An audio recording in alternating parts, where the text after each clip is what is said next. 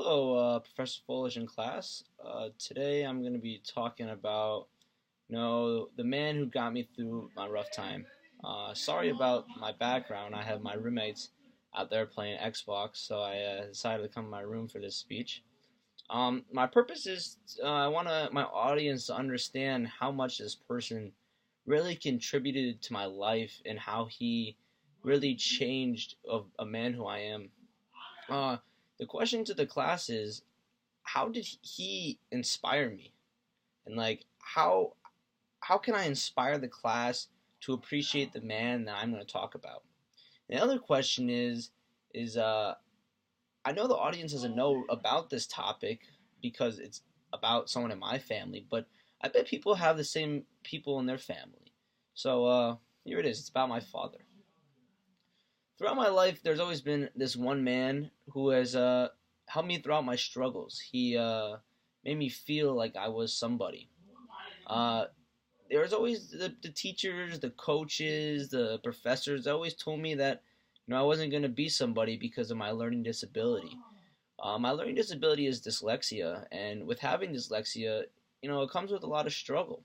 And with having a lot of struggle, there's always that one man that helped me, my father. My father, he had dyslexia when he was younger, and his parents brought him to classes, to other schools to help to see what would make better. But you know, with having dyslexia, it's hard. You got to work on your own. You got to feel confident about it, and it's a progression.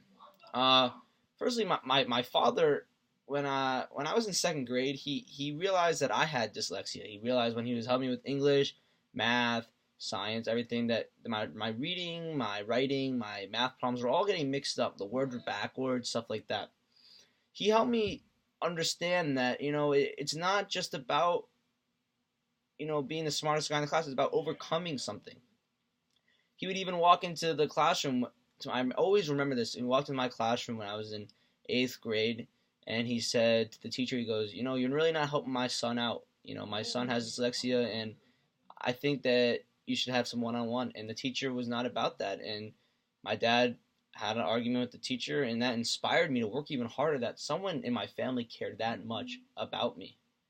He pulled me actually out of school, and I went to a private school that cost about $40,000 a year just so that I can overcome the rough times that I've had about being bullied about my dyslexia.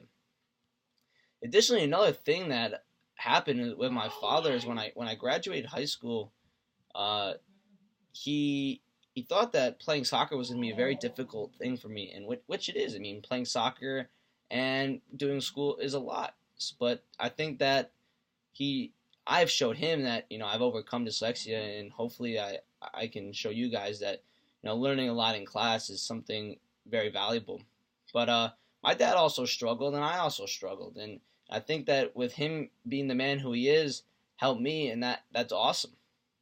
Another thing is that my dad is my hero. I mean, I don't know about all you guys viewers and everything, but someone like that who's an advocator for me, and he advocated my whole life for me.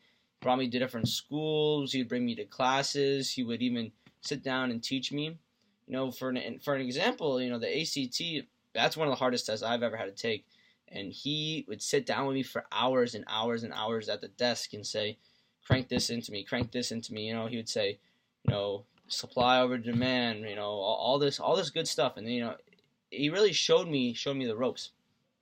Finally, I couldn't really even thank my dad enough for what he's done for me. He's one of the greatest men in the world, and without him, I couldn't even play soccer because I was so down about school and about life, about being bullied. I just couldn't understand about what am I gonna do. But with him advocating for me and just showing me the ropes and just being the man that be there every single day, I became a Division 1 athlete and earned a scholarship at the school. He would go outside and kick soccer balls with me and make sure that I was fully prepared for life. And I think that's something that not everyone has as a parent, but everyone has someone out there that is a role model and a hero. My father always told me this one quote by Erica Cook, and it stays in my heart forever. It says, "I don't suffer from dyslexia. I live with it and I work with it. I suffer from the ignorance of people who think they know what I can and cannot do. That quote is very, very sentimental to me because, with having dyslexia, I don't care what people say to me. My coach of soccer here could be like, you're in the low level math. I mean, yeah, I'm in the low level math, low level English, but I'm working to be the best I can be, and that is something that has always inspired me. In closing, I may not be my father, I may not be the Mitchell Cohen, but he shaped me to be the man who I am today, and I hope that I have showed him that I could be the little version of him. I'm his little son, and he's been an inspiration to me, and I hope that you guys understand that having a father like this has been a great role model. I hope that to you, the audience, that you understand why this person in my family has been such a big contributor to my life. I hope that you guys think the same thing of my father. I mean, I hope you guys have a great day, and thank you all very much.